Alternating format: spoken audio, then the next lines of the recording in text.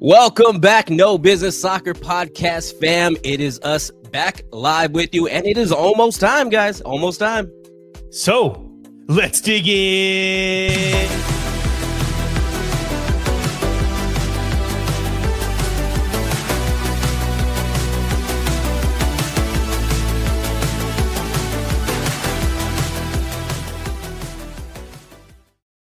Oh, yeah. Yes. Here we go. I can smell it. It's summertime going into the fall, and it is almost time, as you said. And today, we're talking about the Prem.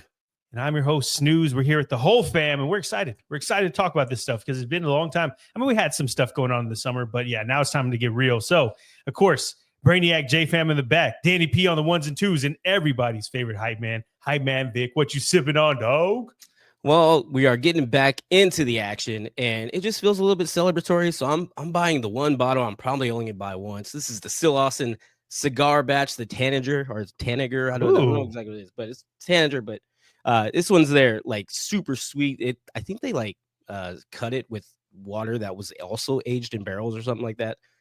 But it's a celebration. You know, we're back. We're about to start a brand new season, and everybody who is brand new here is about to like and subscribe to this video. It's going to be a freaking awesome time right now, and we'll go ahead and do a quick cheers to that. So go ahead and like and subscribe. Ching. That's what I'm talking about. And new mic, who dis? So we'll see. Y'all can actually see my face now. It's kind of crazy instead of having this mic like stuck in my face. So I'll be testing this out, maybe turning a little bit to the right because I don't know. I'm still getting used to it. So anyway, we have we're going to try to spend about 3 minutes on each team, get you out of here in an hour. Now we're not going to do the promoted teams because if you recall, we did a back to school ceremony for all of these new teams in all the leagues. And so the teams that were coming into the Prem, that is Burnley, Leeds, and Sunderland, those are already discussed in depth, I might add. So go check out that episode if you want to know more about the teams that are coming in. We were talking about the teams that were in last season and how we think they're going to do this season. And so, again, I already kind of spoiled the surprise, but I think we're going to kick it off in England. Let's do it to the Prem.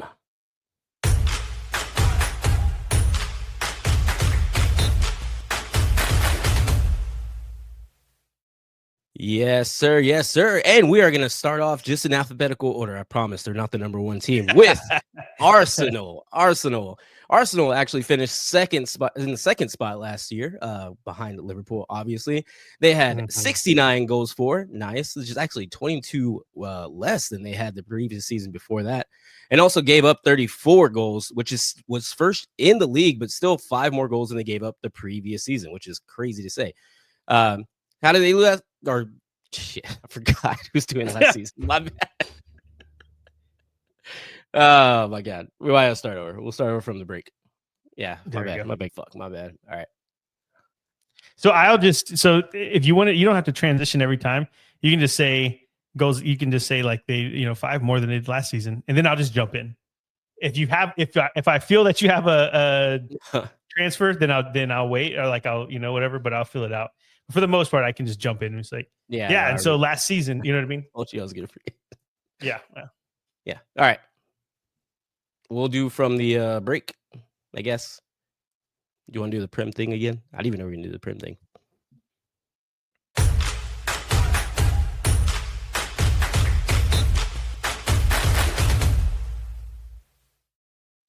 Yes, sir. Yes, sir. And we are gonna start off. Okay, gotcha.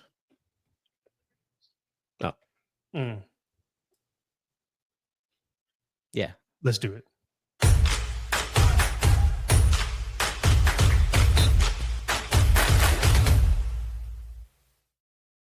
Yes, sir. Yes, sir. And we are going to start off just in alphabetical order because they were not the number one team last year, I promise you. But we're going to start off with Arsenal. Arsenal finished second last year. They had 69 goals for, which is pretty impressive, but that's still 22 less than they had the season prior. Not only that, they gave up 34 goals, which was best of the entire league, but that is still 5 goals more than they had the year before. Yeah, and all of that to say, last season, they had a terrific season where they came up second But this time it was a dominant force in Liverpool that got the title. We all know what happened. Overall, though, Arsenal lost the same amount of games that Liverpool did, but they drew 5 more times. And judging by the huge dip in goals from the 23-24 season, that's no surprise. They've been looking for a 9 for a while. So in Europe, they finished 3rd in the league phase and then beat PSV and Real Madrid on their way to the semifinals, where they lost to the eventual champions PSG. And they will be back in the the Champions League this season because they finished 2nd, of course. So, yes, Vic, tell us more about the team. Yeah, they still will be back in the Prem, unfortunately. But they are coached by, of course, the Spaniard Mikel Arteta, or Michael, if you want to be American about it. He's been there since 2019, yes, sir. And, of course, their key players. Top goal scorer was, of course, Kai Havertz, the German, the 26-year-old German, playing center forward, had 9 goals and 3 assists. And then their assist leader was Bukayo Saka. Did I say that right? Bukayo? Yeah. I always hear just Saka all the time. So, but the 23-year-old England, he is on the right wing. He had 11 assists and also tacked up 6 goals as well for that. Some of their players to watch for next year are Gyökeres. Did I say that one? Gyökeres. He's the new guy, Gyökeres. Yeah. I like they all know I put a little players. Mexican flair on there, So. Yeah, on everything. You and that. There's everything though. Gyökeres, Saka, Rice, Nwaneri. Just choose one. There's so many. Not that they're the best team in the league, though. We'll keep saying that. But there are a lot of players to watch with Arsenal, and I have to admit that. But going into this season, though, to win the Prem, plus 225, to finish in the top 4, minus 500, which means that the team is looked at very highly by the bookies. So word on the street.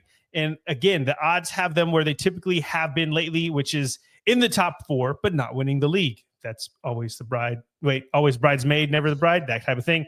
And that's no slight either, because Arsenal, they're a good team and they just couldn't score a lot last year. So they went and bought the hottest commodity striker on the market, which was Gyökeres. And if he's scoring 15 to 20 goals this year, they just might find themselves getting over the hump. And that hurts to say. That really does hurt to say. But that is your outlook for the 25-26 Arsenal team. Yes, sir. Yes, sir. And we will go ahead and move it right along. Next up in the alphabet is Aston Villa. Aston Villa actually finished 6th last year. They had 58 goals for. They were tied for 9th, but that was actually 18 goals less than they had the year prior to that. And they gave up 51 goals last season, which is 10 better than they had the year prior to that. And all of this, Aston Villa was actually a good team last year. So for Villa in 24-25, great season. I think it mostly you can look at how they were disappointed that they didn't get into the Champions League, basically on goal differential to Newcastle, which is crazy. So that to be disappointed to not get in the Champions League again, it means that you had a great season. They did manage to finish in 6th and got to the quarterfinals, 6th in the league phase and got to the quarterfinals of the Champions League, knocked out only by PSG on aggregate. They were 6th in the Premier League table. Sorry. But I mean, great season for a team that you really don't see there, right? They're in the top half. They're getting into Europe and they're in the Champions League and they get knocked out by the eventual champions. I think I just said that for Arsenal too. Kind of crazy. So yeah, I mean, and again, that's how it went for their first Champions League run in a while. And it was fun to see them the way that they played. Villa Park was amazing. Great time there. They will miss out on the Champions League this season, but they will be in the Europa League, as we just talked about. And the Europa League, hey, some of the best teams in the world win that one. No, I don't think that's true at all. But they are coached by Unai Emery. He's the Spaniard, been there since 2022. Some of their key players to look out for it next season is, of course, Ollie Watkins, the 29-year-old Englishman. He plays center forward. He had 16 goals last year with 8 assists. That was the top scorer from last year. So yeah, definitely putting up numbers for Aston Villa. And the assist leader that they had last year is Morgan Rogers, the 23-yard something. I'm in football season, guys. It's starting to come up. Sorry. The 23-year-old Englishman, attacking mid, had 11 assists and also tallied up 8 goals, which is absolutely insane. Good stats for him on that one. Yeah, and he's going to be the player to watch too, because as you kind of look at this Villa side coming through, he's the golden boy. And he's going to be the guy that Emery's going to lean on to kind of lead the charge in that team. He really broke out the past season, and he only came over in the winter window of the 2024 for Middlesbrough. So we'll see. He probably has a lot more in the tank. And the odds kind of suggest that they're going to take another step, because we have a plus 8,000 to win the Prem. I don't think anybody's putting money on that. To finish in the top 4, though, only a plus 400. And all of that, I mean, it's crazy to see the odds for them, though, because it has them finishing probably around 8th, I would say, behind some of the teams who they expect to bounce back this season. So after disappointing in Europe last year, they're not getting into the Champions League. They do have a few arrivals and departures coming in, but I don't know. It might be a moot point because, I mean, when you look at the people they're bringing in, Yassine Ozcan, Marco Bizot, I don't know how you would say that. Bizot. Probably it's like Bizot, French. The people that they're losing, though, Marcus Rashford, Marco Asensio, Felipe Coutinho. I mean, these are some big names. So anyway, it's hard to call if it was a good or bad window for them, but I bet the changes, if a couple more come in, and it's a big if because they might not come in, I think they can have that Champions League money and kind of solidify their stature in that top 6. But we'll have to see this season. The vibes don't feel the same that they did last season for Aston Villa. So I think finishing 8th and taking a little step back is probably in the cards for them. Very nice. We will see. It's going to be interesting for sure. But let's go ahead and move it right along. We're going to go to AFC Bournemouth. Bournemouth actually were a great story last year. They finished 9th, unfortunately, but they were up there for a while. They were looking good.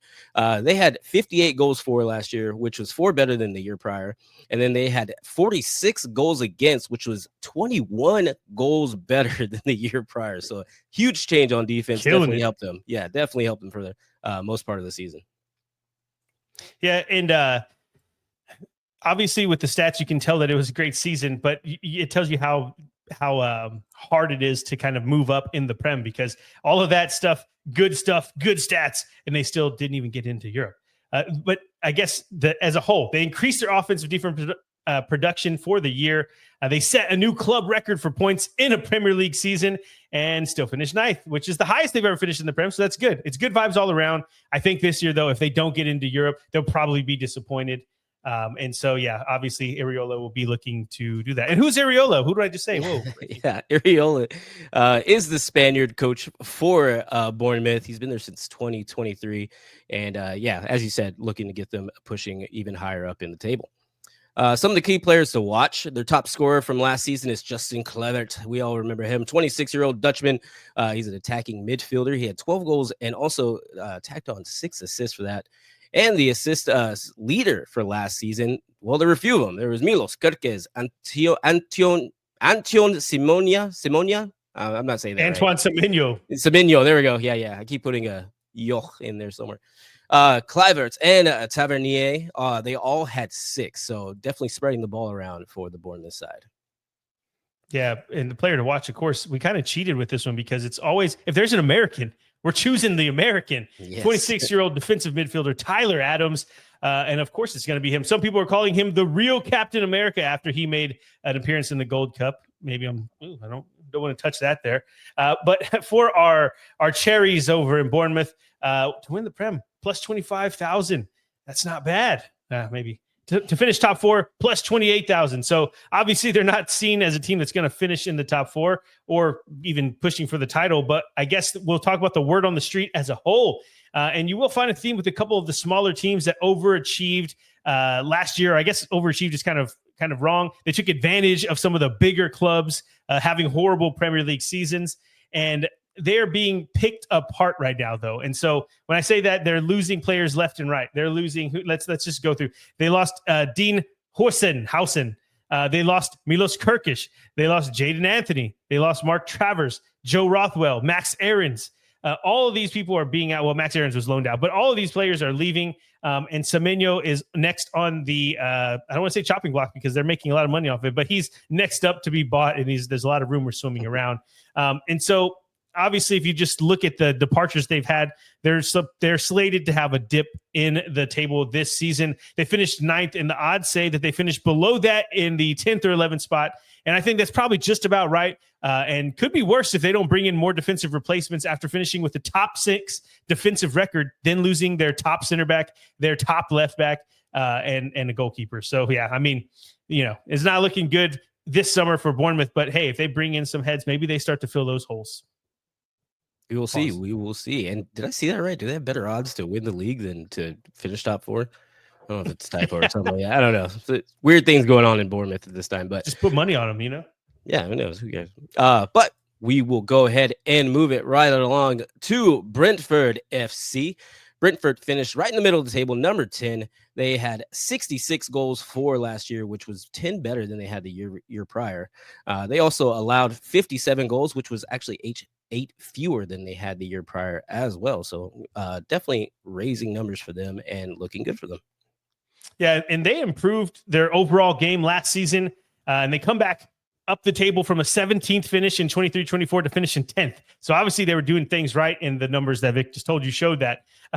Frank Thomas had them playing great attacking football and finished in the top 5 scoring offense last season. And just overall, a great time for these guys. But like teams around them that kind of overachieved, they did get picked apart. But before we get to that, Vic, tell us more. Yeah. Well, they are coached by Keith Andrews, the Irishman. He actually just signed on this summer, and he actually was a set piece coach under Thomas Frank. Where did he leave from? Somewhere really club. cool. No, some really small cool club. Nobody really know. No, he left from the Spurs. He's again set to take over Brentford this year. Some of the key players we are looking at next season for Brentford. Their top scorer is Brian Mbemo. Yeah, there you go. Brian Mbemo. I hear these names all the time, but reading them is so much different. I can't explain it. But the 24-year-old Frenchman right winger had 20 goals and 8 assists. Crazy. And putting up some numbers. Definitely trying to push my boy Salah over there. I'm sorry. Yeah. Only one Liverpool. Shout out to Johan Visa. He also scored 19 goals and had 5 assists, but we couldn't add him as top scorer because he wasn't the top scorer, but shout out. Hey, 2 big men up front. That's pretty good. Their assist leader from last season is Mikkel Damsgaard. He's a 25-year-old Dutchman. He's an attacking midfielder. He had 11 assists and also tacked on 2 goals as well. Yeah, the player to watch for Brentford going into the season, though, is Kevin Schade. I don't know how you say his German, so I'm imagining the E is like a Kevin Schade. But he's 23-year-old German left winger. Last season, 11 goals and 2 assists. It felt like everybody was getting double-digit goals for Brentford. Kevin was the 3rd double-digit scorer for them, and it was his breakout campaign after his first season coming over from Freiburg in the 23-24 season. But it was cut short due to injury. So can he keep this up? Hopefully. He already showed that he has the chops if he can get a full season in to win the Prem, plus 50,000 for this Brentford team going into this season. To finish in the top 4, plus 6,500. But to be relegated is plus 320. And this is on par with Wolves, just above the promoted teams. And the reason why is because the trend continues with the smaller teams that kind of showed some promise last season getting picked apart. And it's the main reason why the odds makers have them falling down the table and getting into the relegation scrap. And it's not just that they lost Mbemo or Norgard. They lost their manager, Thomas Frank, as we talked about earlier, as he's going to Spurs. But not only did he go to Spurs, he took half of the training staff with him. So they are absolutely gutted. The reason this Brentford project had worked so well in the first place is because Frank and his staff had worked well with the executive team, and everything was kind of cohesive. It was working well together. And now that's all gone. So it may be too much to overcome in one season. And I think it's the good thing for Brentford is that the relegation teams have gone straight down for the past 2 seasons. So there's if it's like just looking at it, you don't think that they're going to have an issue because they have none of the newly promoted teams have shown any fight. But if there is a team that could be taken advantage of, I guess we'll say, it seems like it's this Brentford team going into the 25-26 season. Yeah, we will see. Tough I know to say. Brentford's going to be looking for it. So, going to be exciting. I'm getting excited. Get a little goosebump action going on right here. So let's see what happens. But we will move right along with this review, going on to Brighton and Hove Albion, or just Brighton, if you will. Last year they finished 8th. They were looking like the strongest team in a while for a little bit there. But they had 11 more goals in the season prior with 66 last year, and also gave up 3 less, 59 from the year prior. Tell us a little bit more how they did last season. Yeah, it was a great season overall. Like you said, Brighton, they narrowly miss out on the European spot, and they keep the band together for the most part. Not like the other teams that overachieved. They actually are keeping the core together. And they had 3 players hit double-digit goals. And all of this happened with so many questions around Hösler, who you'll talk about here in a moment, coming into the season. It wasn't smooth sailing the entire time. But overall, Hösler's first season in Brighton's was impressive. And I look for them to improve this season. Yes, sir. And their coach, like you said, is Hurseller, the German. He was there since last year, as you just went over. But some of their key players to watch for next year is their top. Actually, let me go by the top scorers from last season. We actually had 3 of them. They all had 10 goals last season. It's Mitoma, Danny Welbeck, and Joao Pedro. I need to stop adding that the little Mexican flair to it. But Joao Pedro was also the assist leader for last year with 6 assists. The 23-year-old Brazilian. Pretty good stats for him, and he's hoping he can repeat that this year with Chelsea, though. But still, with Chelsea, you're right. I didn't get down to the departures yet. Departures. The player to watch, though. I mean, there's a ton of talented players in the squad. Fans of Brighton, you just let us know. It's hard to pick just one. I personally, if I was picking one, would pick Mitoma. I think he's a lot of fun, but I know Minta, Ruder, Gruda, they're all good choices too. So anyway. The odds have them 20,000 plus 20,000 to finish to win the Prem and plus 1,600 to be in the top 4, which, man, that's compared to where we were a second ago talking about some of these other teams. That's pretty darn good. Outlook, the word on the street, outside of Joao Pedro and Estupiñán departing, they haven't gone the way that Brentford and Bournemouth have, but the bookies have them finishing mid-table, and which is kind of crazy. You feel like they would maybe get some steam and kind of keep where they were already, but no, they think they're going to stay pat. I think this has more to do with how they think United and Spurs bounce back more than anything that's wrong with Brighton. We'll have to see how it plays out. But don't get me wrong, Joao, we have to put that, Joao Pedro, he was tied for their lead goal scorer and their top assist in the season, but his totals weren't anything that were crazy. It wasn't like he was banging in 25 goals and 12 assists.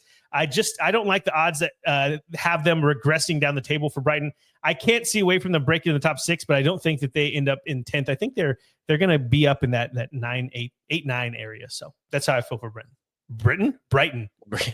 Little Britain. Right in the middle of the table. I think that's a fair spot for them. But we will go ahead and keep going. Burnley, of course, we already went over in our previous episode, the Welcome to the League episode. So please go watch that. So we will skip Burnley and go straight to Chelsea, unfortunately.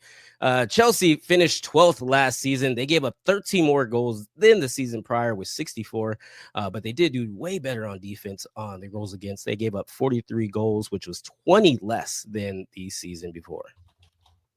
Yeah, I think I messed up that right there because I already see where the long nights of putting these notes together messed me up. I think Chelsea finished way up the league. I'm looking at this. Let's see. Oh, I have to finish it right now. I have to fix it because people are gonna be like, "Whoa, what did you just say?" Let's see. No, they finished 4th. Oh my goodness! Look at that. My notes are wrong. I don't know why. I should have known that too. I know they didn't finish that. When you said it, I was like, "What the heck's going on there?" And I'm going to talk about how they get into the Prem. You're like, "Wow, 12th place doesn't get into the Prem." But anyway, but the reason why I wanted to make sure we got that, we give them their respect, is because it was a weird season for Chelsea. They started the season and they sacked Mauricio Pochettino when many weren't sure it was the right decision. I was one of those. And even weirder was the fact that they brought in the Leicester manager, Enzo Maresca, which was insane because the guy, they're a proven commodity, and Mauricio Pochettino, a Premier League proven commodity for a guy who just won the championship with a team that looked really bad after he left. So it was kind of crazy. We didn't know what to expect. It was an up and down season for Chelsea for sure, with 5 of their 9 losses coming in the span of 9 matches between December and February. So they were doing a lot of losing in one area of the calendar, I guess we could say. But Enzo gets them into the top 4 and qualifies them for the Champions League. He then leads them to win the Conference League title. And then if that wasn't good enough, Vic, they come to America. They beat PSG in the Club World Cup final. And I don't think it gets much better than that for these Chelsea fans. Maybe if they win the Champions League or something like that. But holy crap, what a great season for them last year. And again, I mean, we talked about it a second ago, but they beat Real Betis in the Conference League, and they will be in the Champions League. So go ahead. Yeah, no, I was going to say nobody expected that win against PSG either. So very, very good time to be a Chelsea fan supporter at that point. So, but they are coached by Enzo Maresca. He's the Portuguese man, has been there since 2024. And their key players that they have, their top scorers from last season is, of course, Cole Palmer. Let's all do it. Cole Palmer. Yeah. Yeah, 23-year-old Englishman attacking mid. He had 15 goals and 9 assists, and that also made him the assist leader. So yeah, MVP all around for Cole Palmer. And yeah, you're not going to want to turn the station whenever he's on. I feel like you're saying Core Palmer. Cole Palmer. Like, Cole Palmer. It's not Palmer. Palmer. Oh my God, this dude can't talk. Yeah, I know. It's okay. Also, okay, yeah. I don't know if you guys let can it go tell, too. but I'm a little stuffy as well. So Yeah. I could have not said anything. I didn't have to pick on you. I'm sorry. Yeah, okay. right. But anyway, but Chelsea have a super bloated squad at the moment, but it's bloated with really good players, top to bottom. So you could say Joao Pedro coming over. He's already done great things for them. They have a guy coming in from, believe it was Palmeiras, which is Esteval, or Jamie Gittins coming over from Dortmund. I mean, this team is ridiculous. But their odds pretty good. They have their odds to win the Prem is plus 800, which is fourth best behind Liverpool, Arsenal, and City. Finishing in the top four, they have minus 155, which means that they are expected to finish there. When you look at their arrivals and departures, it is crazy. It is a 3-page long essay, but let's just break it all down with the word on the street. And they are a favorite to finish in the top four again. And seeing as how they struggled scoring goals last season, which was their biggest contributor to why they had a hard time getting into the top four, they went out and got Jamie Gittins, Liam Delap, Joao Pedro, and just plugged that gap with players. Having won 2 cups in the span of a couple months, they're starting to feel like serial winners. And honestly, I mean, also it's starting to look like Enzo Maresca is the real deal. He's honestly maybe he's just that good. And I think this team has a good chance to challenge for the Premier League title just by the virtue of what they've done. They haven't stopped winning, and their team only got better. So, yeah, I mean, I hate to say it, not a team that I like very much, but Chelsea, they look like a strong team coming into the 25-26 season. Yeah, we'll see. And I will join you in not being too happy about saying that as well for Chelsea. But we'll see how they do next year, and we will keep it rolling here on the No Business Soccer podcast. Going on to Crystal Palace, who Crystal Palace did finish 12th last season. They had 51 goals for, actually, which was 6 less than the year prior. And then goals against also 51, doing the whole Thanos thing, perfectly balanced. They gave up more, or actually they gave up 7 less goals from the year prior. Yeah, and I think it's pretty easy to summarize Crystal Palace's Premier League season because they have a chant going around right now. If you haven't seen it with Dean Henderson, basically what it says is 12th again. Who gives a fuck? We won the FA Cup. So there you go. They don't care where they finished in the Prem. And last season they weren't in Europe, but this season, because the virtue of winning the FA Cup, they are in. Well, they should be in the Europa League, but they're in the Conference League. It's a weird situation. All because Nottingham Forest are being assholes this year. I don't know why. They're deciding to just mess with everyone. So anyway, Vic, tell us more. Yeah, they are coached by Oliver Glasner, the Austrian. He's been there since February of 2024. And some of the key players to look out for next year. Well, the top scorer from last season was João Felipe Mateta. I keep putting that Mexican part. Mateta. The 28-year-old Frenchman is center forward. He had 14 goals and tacking on 2 assists last year as well. And then you're gonna have to tell, I know the last name, but Eberici Eze was the assist leader from last season. The 27-year-old Englishman playing attacking mid had 8 goals and 8 assists last year. Again, assist leader. And whenever you can add 8 goals to an assist leader, pretty damn good, if I do say so myself. Tell us a little bit more about him, though, Snooze. Yeah, he's definitely their most exciting player. He's a player to watch if you're checking in on Crystal Palace. He's been linked with moves away for the past couple years. Does he go or does he stay is kind of like the main crux of the situation. Now, he's going to be the main player for them. But if he goes this time, I mean, they need to bring someone in. We're getting close to it's about a month that this window has. So if he's going to go, they need to bring in some replacements. But he's going to go for a big fee. And more than likely, he's looking like he's coming to a Premier League team if he does go. So, but the odds for them to finish in the top 4 plus 3,000 and 50,000 to win it, which basically means they're not going to. But the word on the street for them, the odds have them finishing 12th through 14th this year, which is on pace for what they did last year. The FA Cup champs are also taking on added fixtures of the European season, though, being in the Conference League as it stands at the moment. And they haven't brought any real additions to the squad to help carry the extra fixture load, which we've seen happen all across Europe with teams that don't usually get in Europe, and then they do the next season, they have an issue. We've seen teams like them, and we've seen teams like them drop down in the table is what I was trying to say. And this team, I feel like it will end up happening, but I really don't think that it's going to be that big of a fall. I mean, 12 through 14 seems like it's spot on for a Crystal Palace team, especially looking at some of the teams below them in the Premier League table. Yes, sir. Yes, sir. And anything else to add on them before we move? No, I'm good. All good. Let's do it. Then we will go to our producer Danny P's team, Everton. Everton FC finished 13th last year, doing better all around on goals for. They had 42 last year, which was 2 more than the year prior. And then goals against was 44, which was 7 less than the year prior. Yes, and it was a rough start to the campaign for Everton. I'm laughing a little bit because, I don't want to be rude, but it was bad. And as Sean Dyche left or was sacked or whatever you want to call it in early January with Everton sitting in 16th, they brought back David Moyes. And there was a span of 9 games between January and March where they went unbeaten and climbed up to the table. That period in time is known as the Moyes era, if you recall.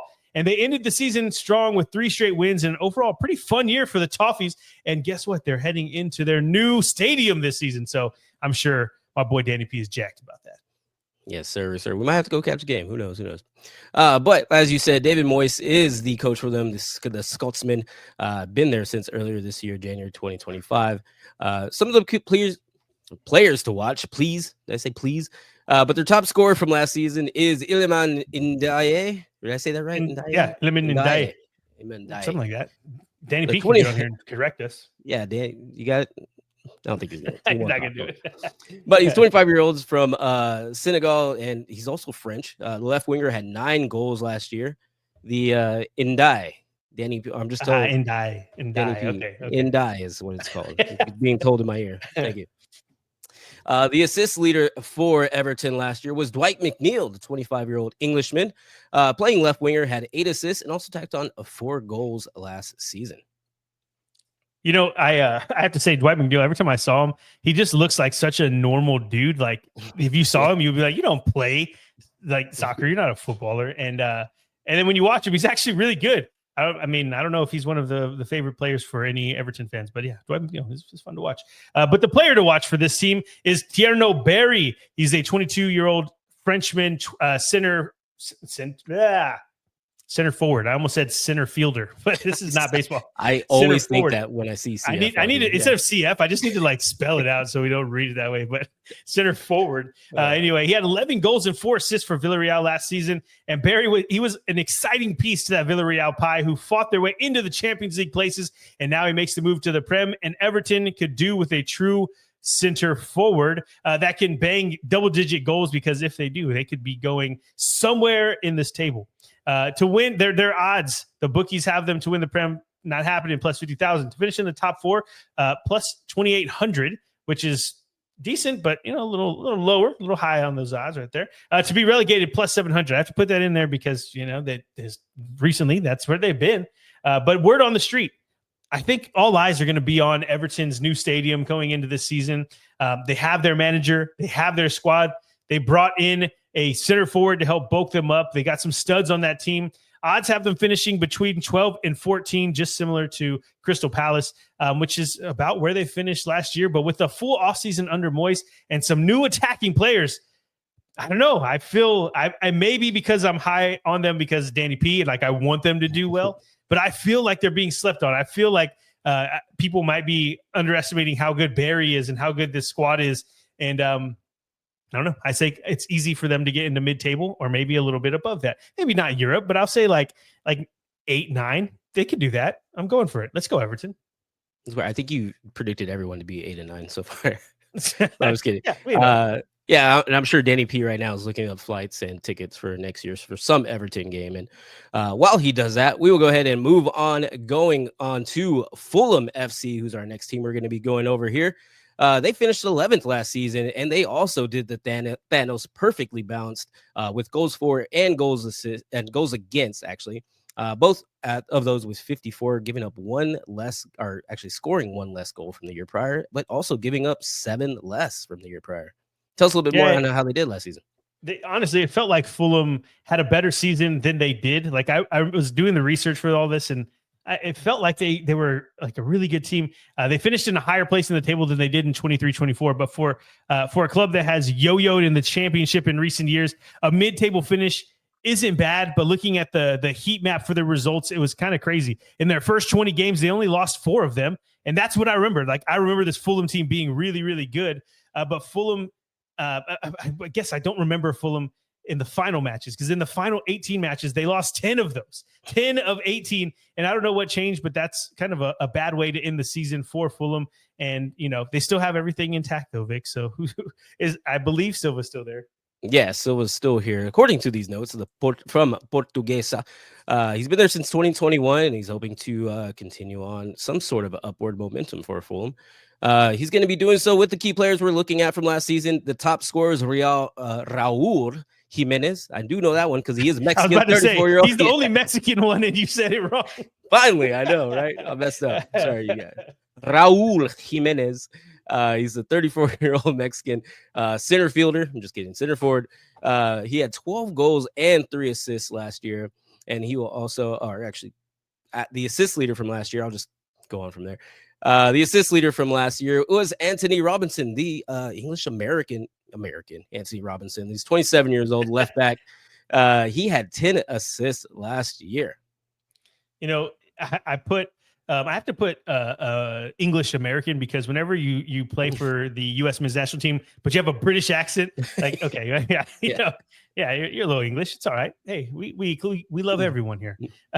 But he's the player to watch because, again, he's an American. He's in the Prem, and he's a stalwart for Fulham, though. He's a mainstay in the U.S. men's national team. He's quickly becoming one of the highest rated left backs in the Prem, and I'm all for it. I want to see him continue to thrive. And with that team that he's playing for Fulham, there's plus 50,000 to win the Prem, which again, it's kind of like their throwaway number for a team that's not winning it. To finish in the top 4, plus 4,000. So we're getting lower and lower, but to be relegated, plus 750, which that's, closer than they probably would like. Word on the street for this team, though, odds have them finishing 14th through 15th. And that seems a little harsh, as they finished 11th last year and were fighting for Europe for most of the season until we saw the last 18 games or whatever. They lost those last 10 games. But I think that they see what I see in how Fulham finished the year off, and the rumors that Marco Silva potentially making a bigger move to a bigger club this summer, they didn't come to fruition.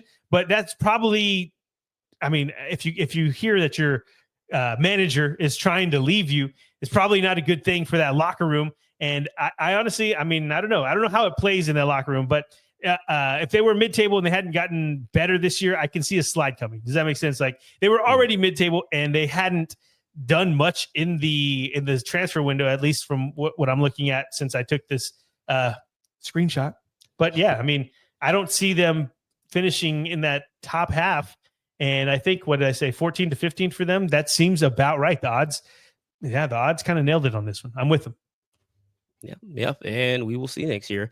I always have a pain with Fulham. For some reason, Liverpool just, from what I remember, doesn't do good around Fulham. I don't know what it is. So every time I think of them, I always think of that. But we will go ahead and move on. Leeds is next, but again, we already went over them with our Welcome to the League episode. Be sure to go give that a watch. And we will move right along with the most beautiful club in the world, Liverpool. Liverpool finished first last season.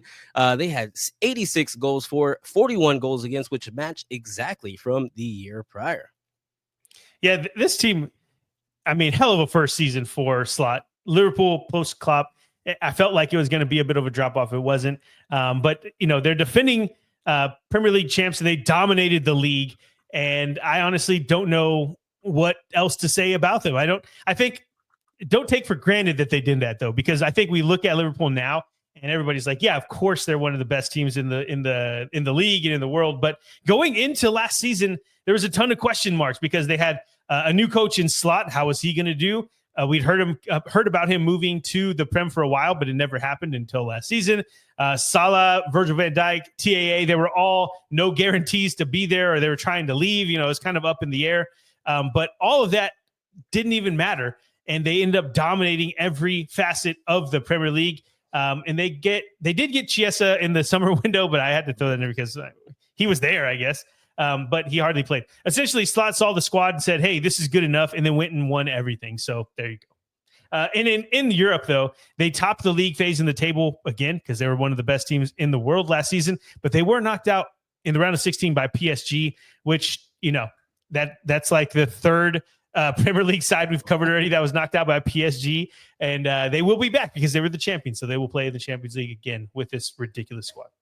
Yeah, I think there was a stat that PSG had more Premier League wins than I think Southampton. Stop. Yeah. I think maybe it's Tottenham. Yeah, it was pretty funny, bro. But anyway, like you said, they're coached by Onslaught, the Dutchman. He's been there. Last year was his first season, and the players we have to watch next year, of course, are Mo Salah. He was the lead scoring and assist leader. He had 29 goals, 18 assists, setting records left and right. Stupid. Yeah, the Egyptian 32-year-old Egyptian right winger, and he's still putting up those kind of numbers. Absolutely insane. And he's only getting help. Tell us a little bit more about the player watch for next season. Yes, if you've watched us at all this summer, you know that I'm a big Florian Wirtz fan, and he's going to be the player to watch for them going into this season. 22-year-old German attacking midfielder. We all know him, and he just stiff arms Bayern Munich and says, I'm not going. I'm going to Anfield, and it's going to be fun. I'm excited to watch how it happens. Since he's gone there, though, they have also brought in, who else did they bring in? They brought in Ekitike. They're looking to bring in Isak. Like, it's stupid. They're just bringing, I'll save it for a second ago. But to win the Prem, plus 180, which means they have the best odds to win the Prem. Finishing in top four is minus 800, which means that, of course, they're finishing in the top four. This is one of the better teams in the league. Of course, they're the odds-on favorites to repeat as champions. They were a top-scoring team, and they added Wirtz and Ekitike. They were one of the second goals allowed in the league, or they were the second in goals allowed in the league. And they added Kirkish and Frimpong. I mean, there was no holes to plug, and they plugged them anyway. I feel like they are a lock to win the league unless Arsenal or City take a big step, which Arsenal have done a lot of work themselves. They're looking pretty good there. But I feel like they're playing for the Champions League more than anything to kind of establish themselves with the Real Madrids of the world, to make sure that they become a mainstay as far as winning Champions Leagues. And, they're going to be at the tippy top for years to come. And I'm not talking about them anymore, so move on. All right. That hurt. That was good to hear you say, though. But we will go ahead and move on to the worst team that I want to talk about next. Manchester City. Man City finished third last year. Did do a little worse in goals for and goals against. They had 72 goals for, which is a clear 24 less than they had the season prior. Goals against was 44, which was 10 more than the year prior. So steps down for them, and it showed because they didn't really give a press for the number one spot there. Yep, and there's no way to sugarcoat it. This was not a good season for City. It started great when they went unbeaten in 9 games to start the campaign, but then they went on to only win one of their next 13 matches after going 9 games, winning 9 games or going 9 games unbeaten. There's a difference there. In November, Pep's men lost 4 matches in a row for the first time in his career, and then they lost 4-0 to Spurs at home, which is the worst home defeat by Pep City ever. With all that said, they're inevitable, and they still, in their worst season under Pep, managed to finish third and in the Champions League. So in the Champions League, though, they did finish 22nd in the league phase, and that meant they had to go to the playoff round, and they get into the round of 16, but they were beaten by Real Madrid, and they will be in the Champions League again this next season. Yes, sir. And as you said, Pep Guardiola are leading the Man City side. He is from España. I've been there since 2016, actually. Man City's got to be one of the longest tenure. Yeah, for like much less, not only the world, but like much less Premier League. Got to be one of the longest tenure coaches out there. So the key players for next season, the top scorer from last season was, of course, your boy Erling Haaland. He's a 25-year-old from the Norwegian, 25-year-old, plays center forward. I'm just kidding. He had 22 goals and 3 assists from last season, but the assist leader from last year was Savinho, the 21-year-old Brazilian right winger. I'm hearing a lot of feedback. Did you hear that, Susan? Yeah. Okay, We're good. All right. Anyway, the 21-year-old Brazilian right winger had 10 assists and 1 goal last season. So he's looking to get a little better on that one as well.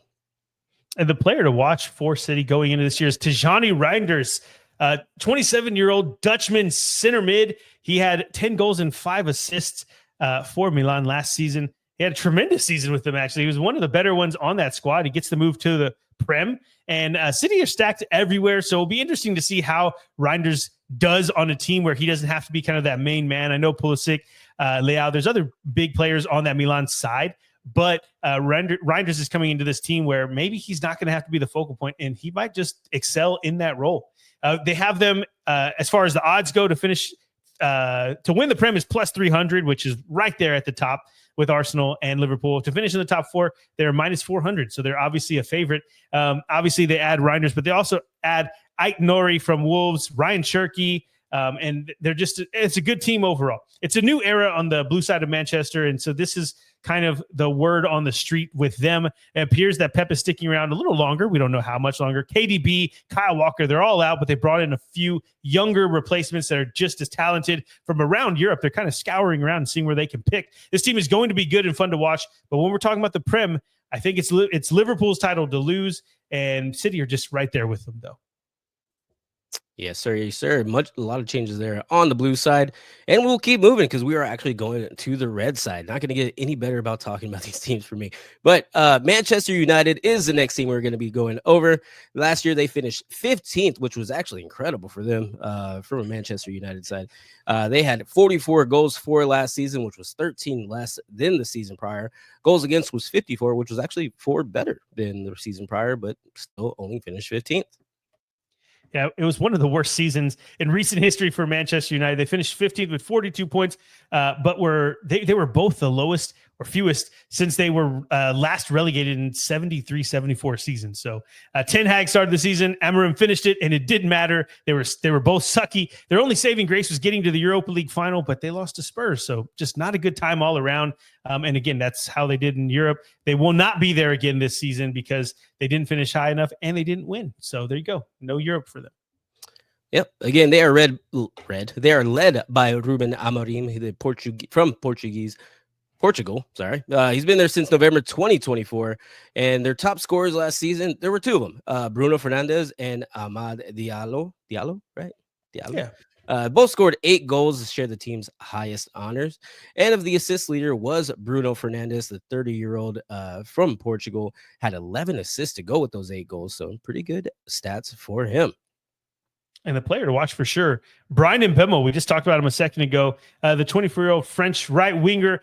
We'll talk about it again just so you understand how good of a season he had. 20 goals and 8 assists for Brentford last year. And Mbemo lit up the Prem last year. And I guess it wasn't expected, but he was kind of going like this. He was going up the stairs. Now he gets to try to bring United back to life. He was one of the marquee players on the map for most of the Premier League sides. And the fact that he chose United is interesting. So we'll see how it plays out. The odds for them to win the Prem, plus 4,000, which is the 6th best odds. That's insane to think about how they did last season to have the 6th best odds to win the league. Crazy. To finish in the top 4, plus 400. Like, this team was horrible last year, and they have so much going on for them. So after a word on the street, after a historically bad season, bookies have them bouncing back in a big way to finish somewhere between 5th and 7th. With no European schedule to worry about, adding Cunha and Mbemo, they have to finish better than they did last season. Obviously, I think we all agree that's probably going to happen. And it can't be worse than that, obviously. But maybe they bounce back in a big way. Maybe they don't bounce back quite as high as the odds have them. I don't know. You have to choose for yourself. But I think that they'll be fighting for the Europa League or Conference League spots. So what is that, like the 7th, 8th place? I don't see them getting into that 5, 6. I just don't see that. I don't know. Maybe I'm I'm undermining what Amorim has done, which is nothing. I don't know. Anyway, I just don't see them being a great team. The bookies have them finishing 5 to 7. So we'll see. Yeah, I think it was just so out of character last year that people are really seeing or really making it hard for them to see them anywhere near the top of the table. So you're not alone. I also think that as well. I'm sure there's a lot of people. If you think that, let us know down in the comments. Where do you think Manchester United is going to end up next year? But let us know. And we will move right along because that is enough about talking about Manchester. We will go to Newcastle United, who did finish 5th last year. They had a 68 goals for, which was actually 17 less than the year prior. And they had 47 goals against, which was a clear 15 less. Less. I'm right. Less than the year prior. Yeah, their 24-25 season from a bird's eye view was really awesome. A lot of fun. They finished 5th, make the Champions League. They beat Liverpool to win the EFL Cup in their first domestic trophy for 70 years. But they lost 3 of the last 6 matches and got in the Champions League because Villa's slip up on the last day. Either way, I think as a Newcastle supporter, you'll take it. Might as well. But they're led by Eddie Howe, the Englishman. He's been there since 2021. And their key players that they had from last year, the top scorer from last season, Alexander Isak. Everybody remembers Isak, the 25-year-old Swedish man from this place center forward. He had 23 goals and 6 assists. They are looking to hopefully have him back, but the rest of us hope he is not back for Newcastle next year. The assist leader from last season is Jacob Murphy, the 30-year-old Englishman. Played right wing. He had 12 assists and also added on 8 goals to go with those. Yeah, the flesh out what you were saying, Alexander Isak will be the player to watch for them if he stays. It's rumored that he's going to Liverpool, but if he stays, he'll be the one to watch. Because if you're watching Newcastle, you're going to see him tearing it up. To win the Prem, they have the 5th best odds with plus 3,500. To finish in the top 4 is a plus 190, so they definitely think that they're going to get there. And for a club, the word on the street, for a club that has a recent buyout takeover type of thing going on, they're doing things very pragmatically and not trying to get caught up in the PSR stuff. That's why there's been a lack of expensive signings coming in. And this caused some friction with the fans. I was listening to a podcast about it because as the coach and Bruno Guimaraes, they spoke about it. They want more people coming in, but there hasn't been a lot of them. Talks of a new stadium, new training ground, everything is stalled and vibes aren't good. And now Isak is one he out. So I don't know. It's kind of crazy that they have him so high up. I feel like the vibes aren't good. I can see Newcastle taking a step down the table. It says what do we see? They're kind of having them right up towards the top, but not necessarily finishing in the top 4. I can see them actually finishing a little bit below that. Anyway, that I don't want to be too negative about Newcastle, but the vibes are not good. Well, we will see. It's going to be interesting, and a lot of that is based on if Isak stays or goes. So we will definitely have answers to that pretty soon. So we will go ahead and keep moving forward with Nottingham Forest. Nottingham Forest were the team to talk about last season. They finished 7th, although it did seem like they should finish way higher. They had 58 goals for last year, which was 9 more than the year prior, and they gave up 46 goals last year, which was a clear 21 less than the year prior, which, of course, catapulted them up to the number 3 for a while, and, unfortunately fell to number 7. They were our most surprising team of the season last year. Finished in 7th. They finished 17th in 23-24. Now they're in 7th and in Europe. And to top it off, they were 3rd at the table with only 5 match days left. So this is it was an outstanding season for them. The fact that they were collectively disappointed to not get in the Champions League, kind of like similar to where Aston Villa, we talked about them earlier, tells you everything about their season. They're a team that almost didn't stay in the Prem, and then now they're disappointed they didn't make the Champions League. Okay. Yes. Yep. And they're led by Nuno Espirito Santo from Portugal. He's been there since 2023. The key players that they had from last year, their top scorer was Chris Wood, the 32-year-old man from New Zealand, played center forward. He had 20 goals and 3 assists. And their assist leader that they had was Anthony Elanga, the 23-year-old Swedish man. He is a right winger, had 11 assists, and also added 6 goals for that as well. Now, the player to watch for them definitely is Igor Jesus coming into this season, 24-year-old Brazilian center forward. And Jesus comes over from Botafogo. Oh, you like how I said that? He's an intriguing talent. He scored a few times in the Club World Cup, and now moving to the Prem, he's going to be fully on display. Yeah, sure. With European matches to deal with as well, I think he could spell Chris Wood from time to time, and he's going to get a lot more playing time in some of those big matches. So I'm excited to see him, how it goes. Their odds to win the Prem, plus 25,000. To finish in the top 4, plus 2,800. So obviously, the odds do not have them finishing how they were last time. The word on the street, though, the biggest storyline from Forest this summer was the transfers of Elanga and Gibbs White, except Elanga did move to Newcastle and Gibbs White never moved to Spurs. They blocked it. There's a lot of weirdness going on with the owner. I'm not sure if I've ever seen that happen where a release clause is paid and then the owner's like, actually, no, I'm just going to stall until we can sign them. Odds have them dropping down the table a bit and finishing mid-table. And until I see them play a team that plays in Europe for the first time in a while, they do that and then they don't slip down the table, I'm not going to believe it's going to happen. So in this case, I see them definitely being at least mid-table, maybe a little bit lower, 11, 12, something like that, because the data on teams that don't get into Europe and then slip in the table, once they do is all there. So we can see it. Also, because screw you, Nottingham Forest, you've just been little douchebags this season. Sorry you feel that way, man. I don't know if they're going to have the same kind of a magical effect if they do well next season. But, a lot of people are going to be hoping that they finish top 4. But we will keep going on. Our next team is Sunderland. But again, we've already talked about them in our Welcome to the League episode. Go ahead and give that a watch and then come back. That means we will go on to your boy Snooze's team, Tottenham Hotspurs. Tottenham Hotspurs almost got relegated last season. Okay. They finished 17th last season, just one above relegation. But if you remember from last season, there was a clear gap in those teams that were being relegated and those that were not. They had 64 goals for, which was 10 less than the season prior, and 65 goals against, which was 4 more than this season prior. Yeah, truly a no good, very bad season for my Spurs as they hit their worst points in a season and finish in the table. Their worst. They finished their worst in the Prem that they ever have. They finished with their worst points, is what I was trying to say, that they ever have.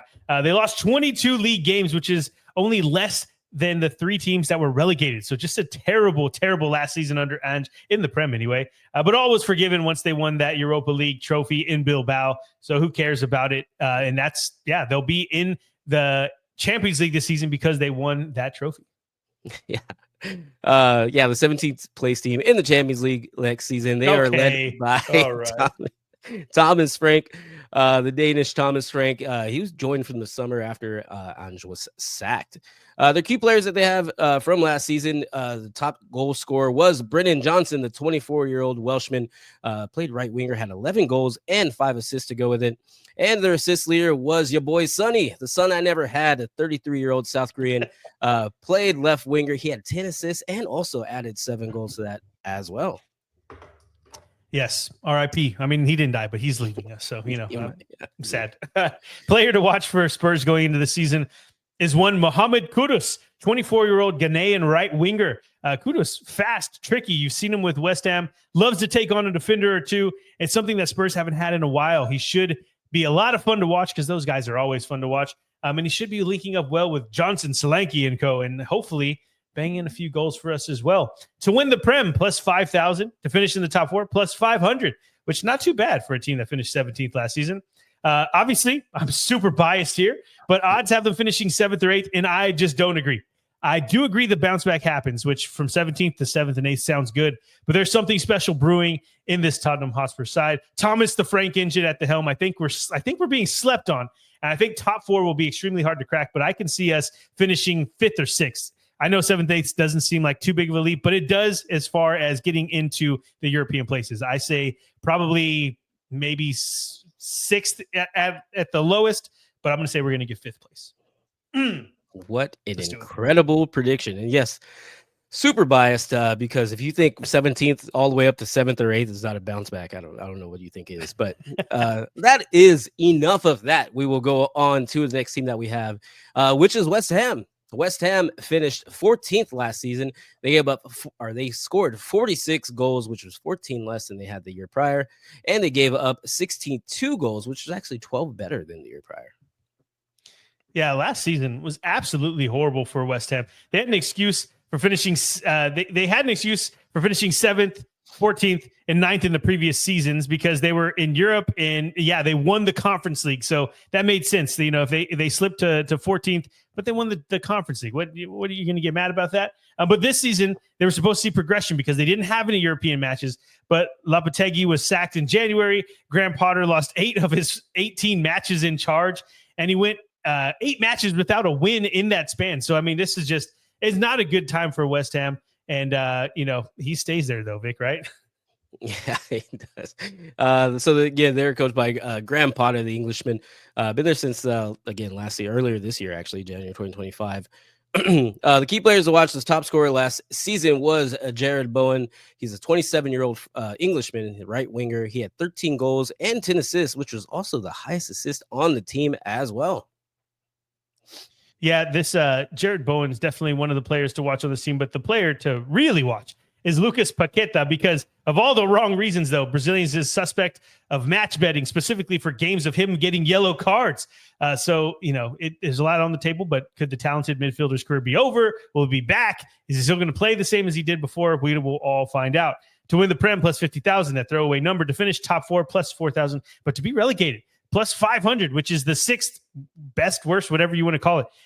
And that's not good for a team that's, just won the Conference League a couple seasons ago. The word on the street, West Ham have the worst vibes around them of any team that was, outside of the newly promoted teams, obviously, even though the newly promoted teams, they have good vibes. But then that stops at West Ham. Potter didn't do well for them after he took over for Lopetegui. The team failed to perform despite not having any European football, as we talked about a second ago.